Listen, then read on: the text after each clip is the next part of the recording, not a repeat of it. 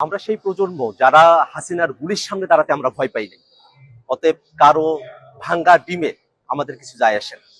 বরং এই ঘটনার মধ্য দিয়ে আবারও প্রমাণিত হয়েছে যে আওয়ামী লীগ একটি সন্ত্রাসী সংগঠন। আওয়ামী লীগ যে জন্মগতভাবে এবং প্রকৃতিগতভাবে সন্ত্রাসী সংগঠন, তারা সন্ত্রাস করবে। তারা বাংলাদেশের মানুষ যারা স্বাধীনতাকামী আছে, বাংলাদেশপন্থী মানুষেরা আছেন, যারা জুলাই অভ্যুত্থানের পক্ষে শক্তি আছেন, তাদের উপরে তারা হামলে পড়বে। এটাতে আমরা আর অবাক হই না।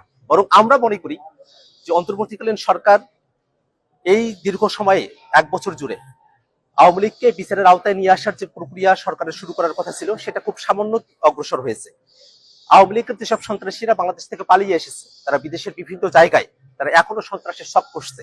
আমরা অন্তর্বর্তীকালীন সরকারের কাছে আহ্বান রাখবো, যারা দেশে এবং দেশের বাইরে আওয়ামী লীগ এবং তাদের দোসররা সন্ত্রাসের সব করছে, তাদেরকে অতি দ্রুত বাংলাদেশে ফিরিয়ে নিয়ে গিয়ে তাদেরকে বিচারের আওতায় নিয়ে আসা হবে। এবং আমরা একটা কথা বারবার স্পষ্ট করে বলি, আজকে আমরা যখন নিউ ইয়র্কে এয়ারপোর্টে আমরা নেমেছি, আমরা দেখেছি আওয়ামী লীগের সন্ত্রাসীরা তারা যখন হুঙ্কার দিয়ে আসছিল, তারা যখন নানা অশ্রাব্য গালিগালাজ করছিল। আপনারা জানেন যে আমাদের যুগ্ম সদস্য সচিব তাসিম জারা আপু, তিনি আমাদের সঙ্গে এসেছেন।